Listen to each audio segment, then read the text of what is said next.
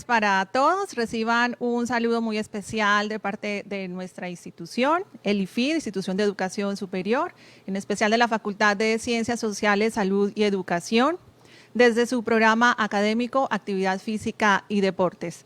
Para nosotros es un honor contar con la participación de todos ustedes en este primer webinar internacional de Actividad Física y Deportes IFID 2020. Y queremos darles la bienvenida a esta secuencia de actividades académicas que tienen como propósito fortalecer los conocimientos y brindar espacios que aporten al crecimiento intelectual de nuestros estudiantes. Así que sean todos absolutamente bienvenidos. Doy paso en este momento, está conectada nuestra decana de la Facultad de Ciencias Sociales, ella es Luz Mary Vega Bustamante, quien tiene un saludo de bienvenida a este webinar. A nuestros estudiantes, a nuestros docentes, especialmente a nuestros invitados, a la doctora Carolina, a la doctora Silari y pues todo lo que en este momento se encuentra conectado. Un saludo muy especial de todos los directivos de nuestra institución.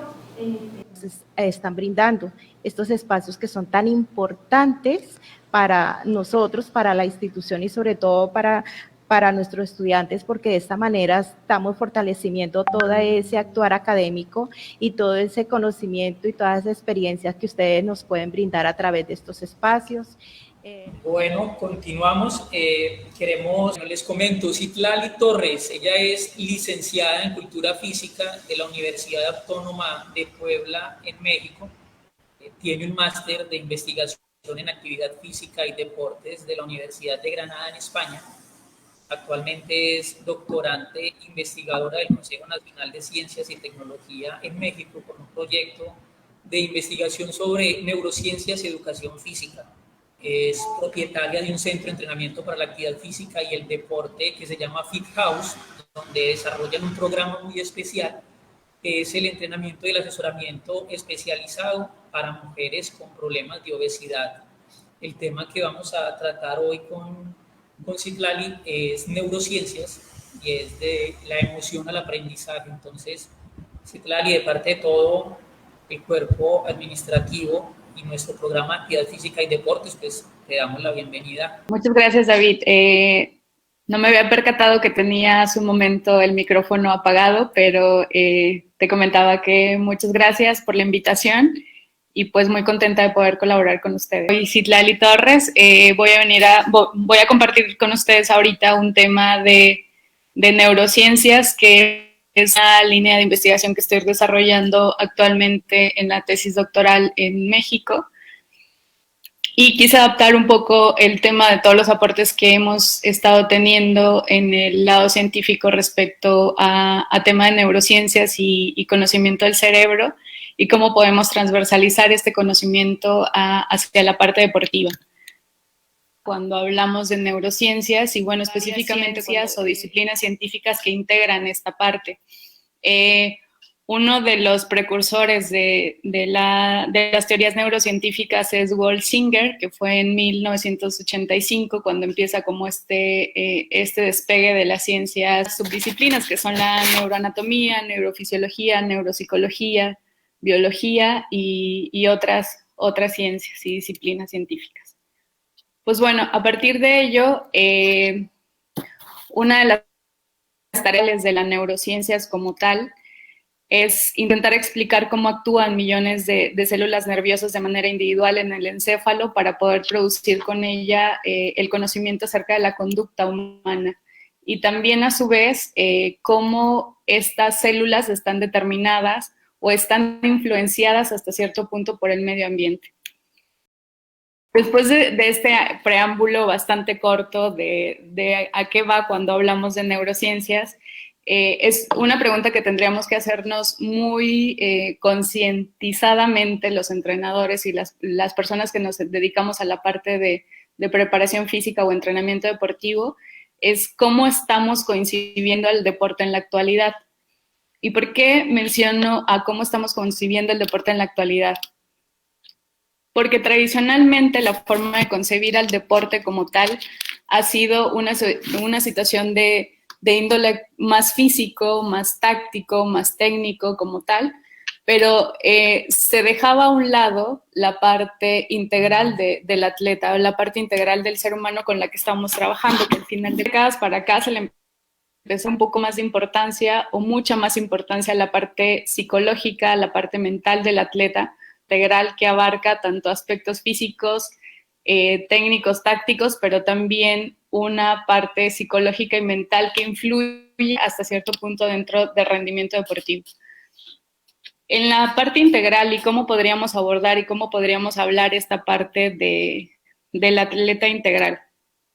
Pues hay otras partes que hay que tomar en cuenta dentro del desarrollo del atleta, y es que aparte de tener un atleta dentro de nuestro centro de rendimiento, dentro de nuestro centro de preparación física y demás, hay que considerar otras cuestiones que son las relaciones familiares o personales que este atleta tiene, la familia en la que se desenvuelve, los grupos de amigos con los que interacciona hasta cierto punto. Si es un atleta mayor, pues la influencia que también puede tener como el aspecto de trabajo, entrenar, la parte de la escuela, y también otros puntos que tendremos que considerar para muchas adaptaciones es que si la persona está haciendo esa actividad como parte recreativa o como parte competitiva. Y pues bien, en la parte de neurociencias y el pensamiento y la mente y los procesos, tendríamos que decir y tendríamos que iniciar que si los pensamientos, para que nosotros generemos un pensamiento, estamos llenos de redes neuronales que se activan para desarrollar esos pensamientos, tenemos que pensar también y tenemos que estar claros que cuando producimos una acción o un movimiento motor, también millones de células en nuestro cerebro se activan. Y en este sentido, tendríamos que pensar que la actividad cerebral también es muy importante y está cobrando mayor relevancia también cuando nosotros decidimos hacer planes de entrenamiento a nuestros atletas. De manera general, se ha dicho, y una de las teorías que se están descubriendo dentro de las neurociencias o que se está hablando en la actualidad, es que nuestro cerebro está dividido en tres, o más que una división, está constituido por tres.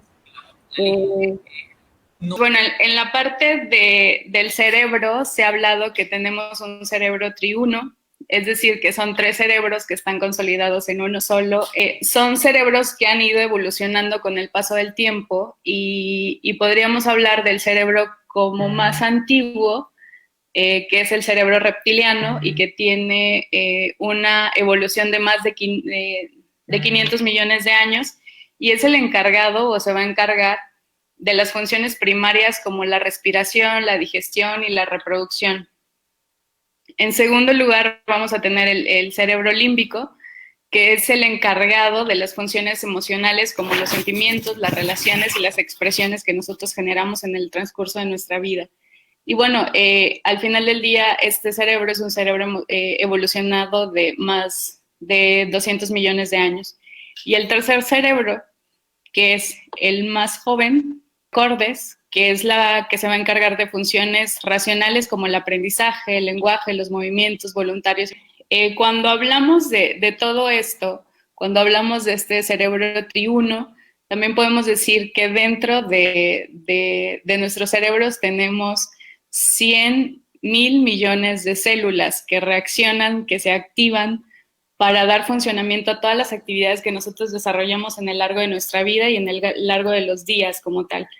Y una pregunta que siempre hacemos y que se ha generado hasta cierto punto un mito alrededor de él, es que si nosotros utilizamos todo el cerebro.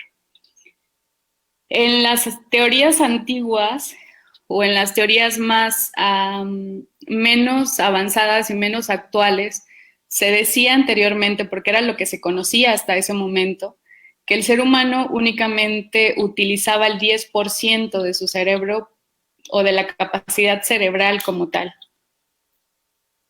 Con los nuevos estudios y con la hecha como tal, se conoce o se dice que solo ocupamos el 2%.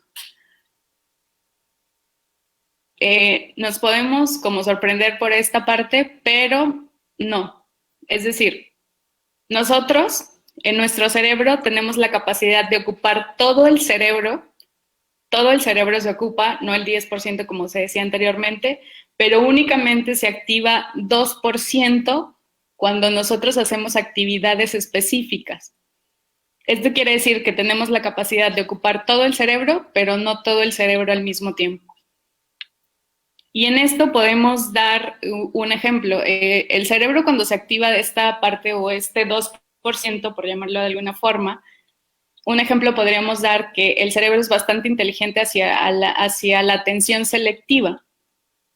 Cuando nosotros estamos en este momento prestando cierta atención a lo que está pasando dentro de las pantallas, si tenemos, como un ejemplo bastante burdo, si tenemos en este momento ganas de ir al baño, la señal de alerta que se va a activar dentro de nuestro cerebro va a ser más fuerte para atender esa necesidad que lo que está pasando en este momento. Entonces, bajo esa estructura o bajo esa lógica de comprensión, pues lo que tendríamos que atender en ese momento es esa señal de alerta y dejar la atención que estamos poniendo en este momento. Entonces, esa parte de 2% que teníamos activada se desactiva para activarse otra parte del cerebro con ese 2% también. Entonces, todos los seres humanos tenemos la capacidad de ocupar todo el cerebro, pero no todo el cerebro al mismo tiempo. Otro de los aportes que también dio la neurociencias hasta este momento, y a mi parecer uno de los más importantes dentro de la educación física y también dentro del deporte, es la neuroplasticidad. ¿Por qué? Porque otro de los mitos que se tenía anteriormente también era que hasta cierta edad nosotros dejábamos de aprender y que no teníamos la capacidad los seres humanos de seguir aprendiendo nuevas técnicas, nuevas tácticas, porque el cerebro se veía mermado por la edad. Pues bueno, la neurociencia nos viene a decir que no. Con el descubrimiento de la plasticidad se dieron cuenta que el cerebro tiene la misma capacidad de aprender de un niño de 5 años a una persona de 60 años. ¿Y cuál va a ser la diferencia entre uno y otro? La estimulación que nosotros le vayamos presentando al cerebro. Entonces, el cerebro tiene la facilidad de crear nuevas redes neuronales para desarrollar el aprendizaje en el transcurso de toda nuestra vida, siempre y cuando nosotros sigamos dándole las estimulaciones necesarias para formar nuevas redes de aprendizaje. Si trasladamos esto al lado deportivo, podríamos decir que un atleta de 30 años y un atleta de 18 años, ¿quién sería más capaz de desarrollar una nueva técnica? Los dos. Mentalmente, los dos. De capacidad de aprendizaje, los dos. La única diferencia en ese sentido sería la parte física. Y pues bueno, dentro de este conocimiento que nos va a desprender las neurociencias, podemos decir que pues el aprendizaje que se desarrolla en esto, de acuerdo a la neuroplasticidad, es que aumenta la capacidad para aprender y generar nuevas soluciones a problemas y que ayuda a que mejoremos la capacidad para entender y realizar actividades. ¿Cómo va a afectar o potencializar esta parte de neuroplasticidad, aprendizaje y performance deportivo a nuestros atletas? Tenemos que tomar en cuenta varias variables y que el performance de nuestro atleta va a estar condicionado para potencializarse, cuestiones técnicas, cuestiones físicas, cuestiones médicas, tácticas, mentales y psicológicas. Y lo que hasta cierto punto va a disminuir muchísimo el performance o el rendimiento de nuestros atletas van a ser interferencias que se puedan presentar en el largo de su carrera deportiva. Un ejemplo práctico podría ser, ¿cuáles van a ser estas interferencias? Cosas que nosotros no tenemos el control sobre ellas. La parte técnica tenemos control, la parte física tenemos control, la parte médica cuando nos referimos a los cuidados tenemos control, la parte mental se puede entrenar, la parte psicológica se puede llevar, pero las interferencias, por ejemplo, sería cuando un jugador está en cara a uno de los partidos, a un partido medianamente importante o muy importante, como lo quieran poner en un ejemplo, y recibe la llamada de alguno de sus papás por algún accidente, por algún choque, por alguna enfermedad, por lo que sea, esa interferencia que ya no nos corresponde porque no la podemos controlar, es una interferencia que al final del día va a afectar al performance del atleta como tal. ¿Y cómo la podemos trabajar? Más adelante les voy a mostrar algunas técnicas que nos está mostrando la neurociencias a partir de ello. ¿Por qué es tan difícil hasta cierto punto el aprendizaje o la atención en nuestros atletas? Muchas veces estamos desarrollando entrenamientos y es bastante claro y es bastante obvio que en algunos momentos tenemos la atención completa de los atletas, pero en algunos otros momentos la atención la perdemos, la concentración viene, la concentración va y la atención es bastante dispersa. ¿Qué es lo que pasa? Que dentro de la neurociencia se ha descubierto que tenemos tres tipos de atención. ¿Cuáles van a ser estas? Bueno, pues la atención a la alerta, que la atención a la alerta se va o se encamina directamente a la capacidad de mantener un estado de alerta para ser conscientes del mundo que nos rodea. Y esta atención de alerta se relaciona mucho al ejemplo que les daba anteriormente sobre las señales que se nos van presentando de atención inmediata. La otra atención sería la atención a la orientación, que esta atención es la capacidad de orientar la atención para seleccionar la información. Quiere decir que cuando yo tengo dos vías de comunicación que están llamando mi atención, y la tercera es la atención ejecutiva. Y la atención ejecutiva como tal se refiere a la capacidad de controlar voluntariamente el comportamiento, los pensamientos y las emociones. Y esta parte de atención ejecutiva básicamente es una de las atenciones que se pueden entrenar dentro de los procesos de desarrollo de los atletas. Podemos entrenar este tipo de atención. Pues bueno, porque cuando hablamos de atención también hablamos de un foco de atención específico. Y en estos focos de atención específico y en esta parte de atención, específicamente en la atención ejecutiva, juegan un papel muy importante la parte emocional. Y uno de los conceptos que nos decían algunos teóricos es que las emociones pueden contribuir u obstruir la dinámica de las interacciones que resultan de los procesos de aprendizaje. Tienen más facilidad de aprender y enmendar un error cuando la comunicación es más efectiva del maestro o del entrenador o del padre de familia hacia él. Cuando un niño hace una entrada a la canasta y tuvo errores técnicos como tal, y yo como entrenador me acerco, y si la primera impresión de comunicación que yo tengo con él es reafirmarle las cosas que está haciendo mal, el cerebro inmediatamente se pone feliz. ¿Por qué? Porque el mensaje que le estamos dando al cerebro en ese momento, y tiene explicaciones neurocientíficas como tal, pero la idea que le estamos dando al cerebro en esa ocasión es decirle, oye, pues eres malo en esto, entonces ya no hay necesidad de esforzarse, no sale.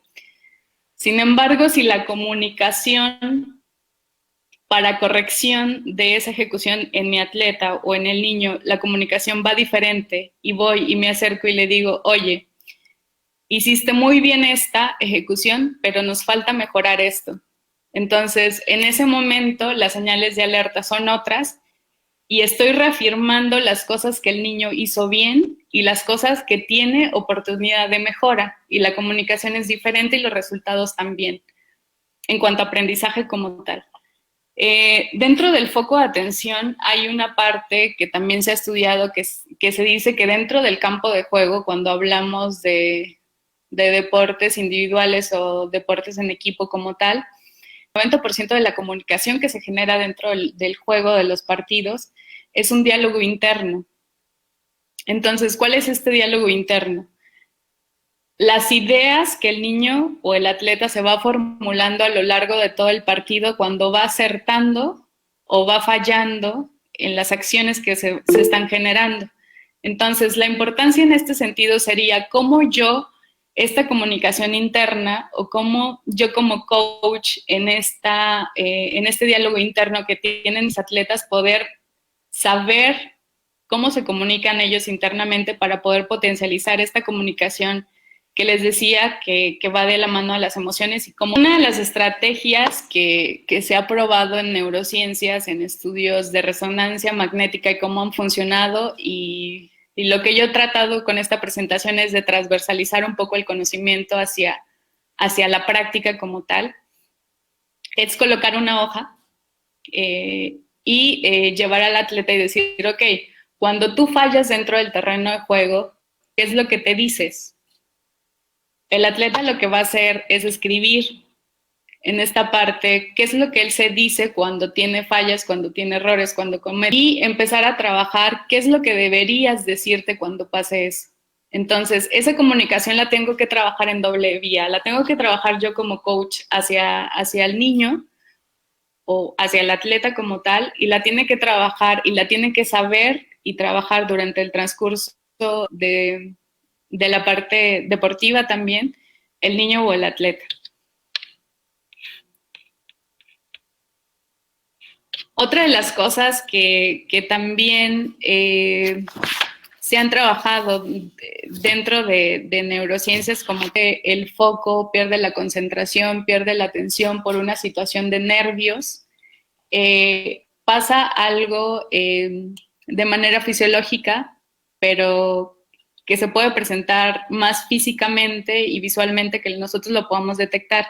Y es que cuando los nervios están demasiado presentes en un atleta dentro de su rendimiento deportivo, la disminución evidentemente decae, pero se ha demostrado también a partir de estudios de resonancia cerebral que cuando una persona está demasiado nerviosa, ve menos, tiene una disminución de la vista frontal, pero también tiene una disminución de la vista periférica.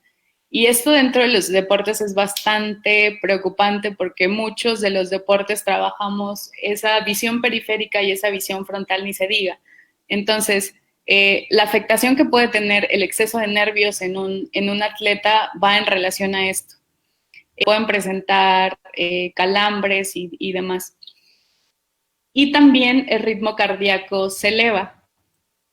La capacidad de respuesta que va a tener él hacia lo que se necesita que esté rendiendo en la cancha van a disminuir bastante.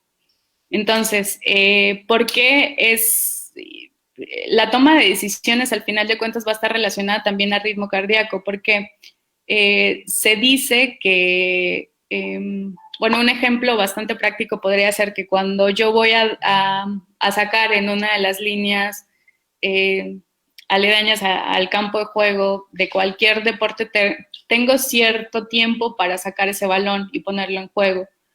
Cuando estas pulsaciones están demasiado arriba, la capacidad de concentración y de foco, de atención, va a disminuir por todo lo que les explicaba en este momento. Entonces, al disminuir esta capacidad de ejecución, voy a tomar decisiones más apresuradas, voy a tomar más malas decisiones y voy a tener un rendimiento bastante bajo en ese sentido. Entonces, uno de los desencadenantes que podría generarnos esta parte sería pues un peor performance o rendimiento y un mayor riesgo de lesiones. Como las cosas en este sentido también que tendríamos que preguntarnos y trabajar con los atletas es ¿en dónde está perdiendo el foco el jugador? Si hablamos de una persona en específico, de un deporte individual, o en dónde está perdiendo el foco el equipo si hablamos de de deportes de equipo como tal. Es muy fácil darnos cuenta, por un lado, que un atleta, por ejemplo en el tenis, pueda perder el foco, la concentración, y es visible de manera muy rápida porque toda la atención está sobre el jugador, y es bastante visible cuando el jugador está desconcentrado, cuando pierde el foco y demás. Pero cuando estamos hablando de deportes de equipo, como entrenadores es más complejo saber quién de nuestros jugadores está concentrado o tiene el foco completamente dentro del partido, la atención dentro de los partidos, o no la tiene ahí, porque tendremos que darnos cuenta de 1, 2, hasta 15, 20 jugadores a la vez. Entonces, una de las tareas que tendríamos que hacer con los atletas y que empecemos un diálogo con ellos de saber en dónde están perdiendo el foco, cuáles son los desencadenantes de la pérdida de atención dentro de los partidos o dentro de los entrenamientos, y qué puedo hacer para canalizarlo.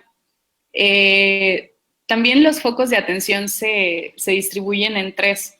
El primer foco de atención lo vamos a detectar, o el foco de atención del atleta como tal lo va a tener en nivel 1, y que es el más fuerte como tal, la persona que tiene el balón. Si hablamos de deportes de equipo, la persona que tiene el balón tiene el foco de atención más fuerte en ese momento, porque las decisiones que tienen que tomar están presentes. El segundo foco de atención es la persona cerca de la jugada, que puede ser involucrada a posteriori porque está cerca de la persona que tiene el balón, y la atención va a ser bilateral. Puede o no llegar el balón, pero está con esa atención cuando se le solicite o se necesite como tal. Y la tercera atención es un jugador que está dentro de la cancha de juego, pero no tiene una cercanía con la persona que tiene el balón, y que tal vez y muy probablemente no esté involucrado dentro de la siguiente jugada. Es decir, que de acuerdo a la atención 1, pues lo ideal sería que todos los jugadores tuvieran la atención 1 y que todo el foco de atención y concentración esté al 100% todo el tiempo. Pero neuronalmente, un jugador que tiene una concentración total en un nivel 1 tiene un desgaste mental que se puede transformar en desgaste físico a los 10 minutos. Es imposible que un jugador pueda mantener la concentración en el foco 1 durante todo el partido. Entonces, en este sentido, lo que tendríamos que hacer es determinar como la importancia de cuándo tener el foco 1, la importancia de cuándo tener el foco 2 y la importancia de cuándo tener el foco 3. Las herramientas que se manejan y pues bueno, para potenciar y reducir interferencias en el córtex frontal, un ejemplo sería que un atleta que tengamos nos diga, ok, yo tengo mucha presión.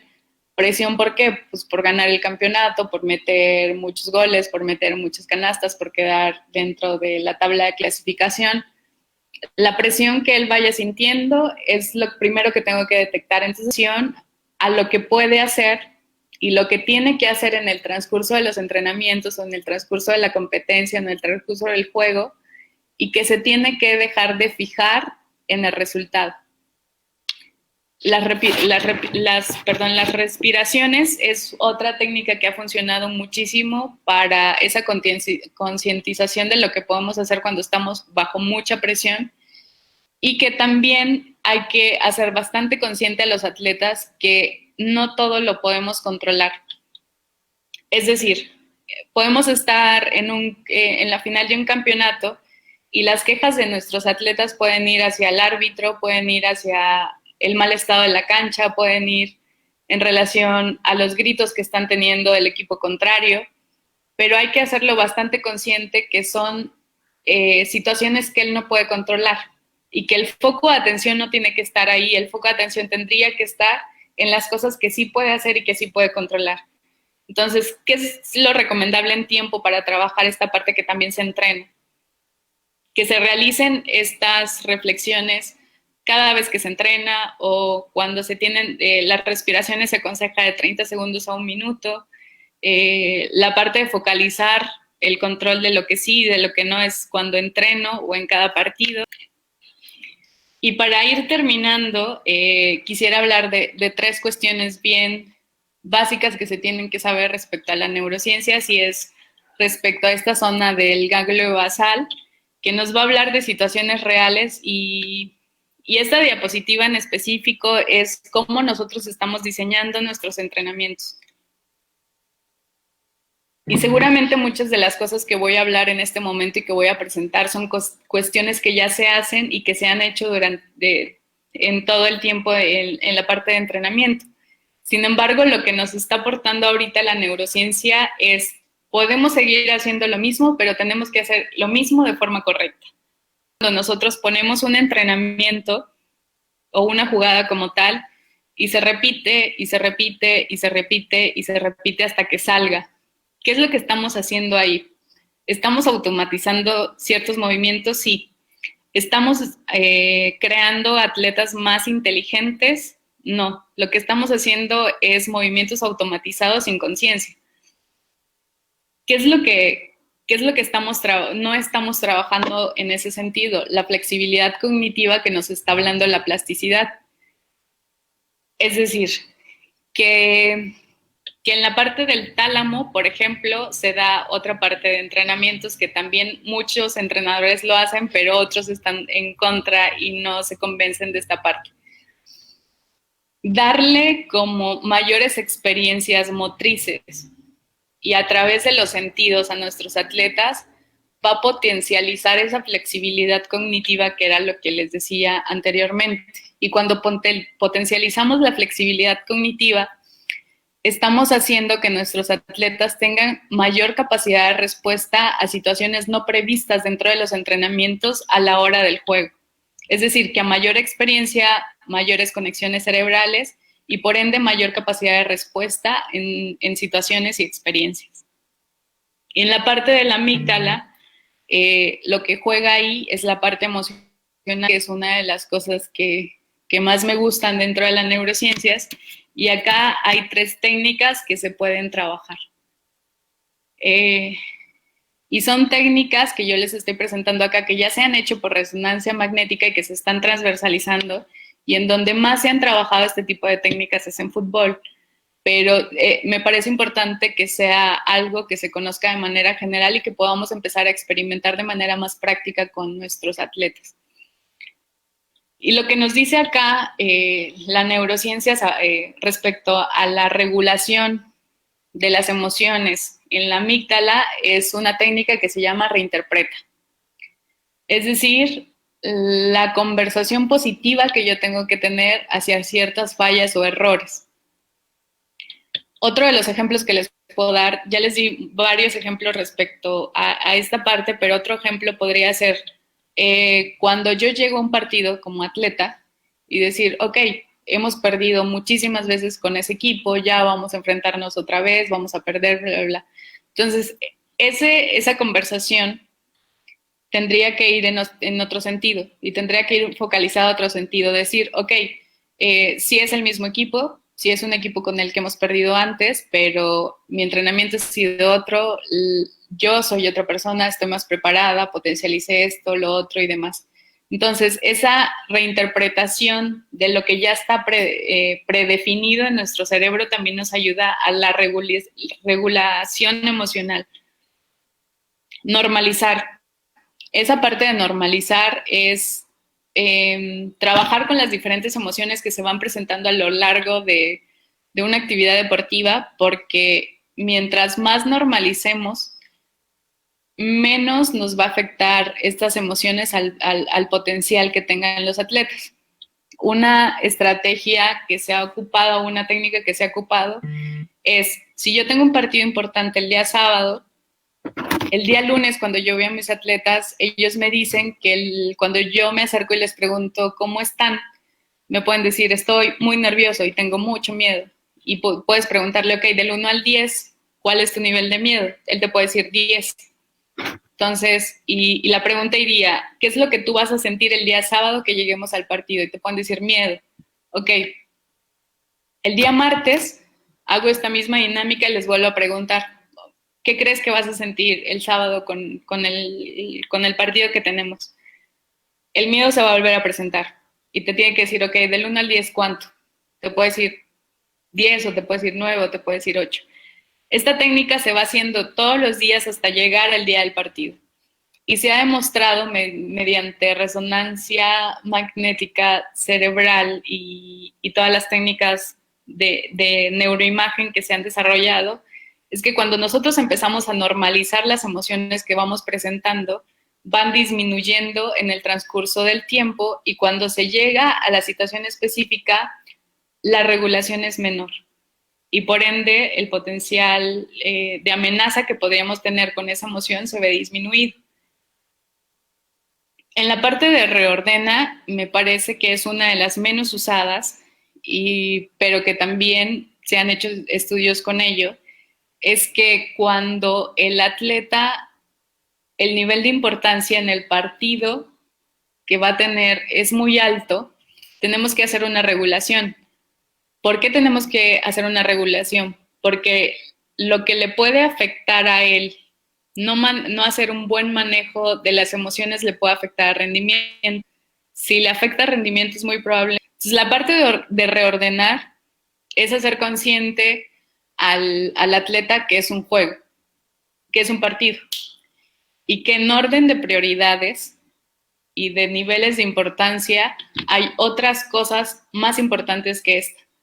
La familia, los amigos, la pareja, y cuando él se empieza a dar cuenta que hay otras cuestiones que también son importantes, incluso más importantes de lo que está pasando en ese momento, los niveles de regulación emocional dentro de la amígdala también van bajando cuando se va haciendo consciente de esto. Y pues bueno, como comentario final, quiero decirles quiero dejarles esta frase, que hay que diseñar entrenamientos para generar conexiones neuronales nuevas. La importancia del conocimiento del cerebro es que ir encaminado a potencializar lo que nos está dando en pro de los atletas, en pro de los niños, en pro de la educación y en pro de la educación física como tal. Y pues espero que haya aportado, que les haya servido y pues muchas gracias.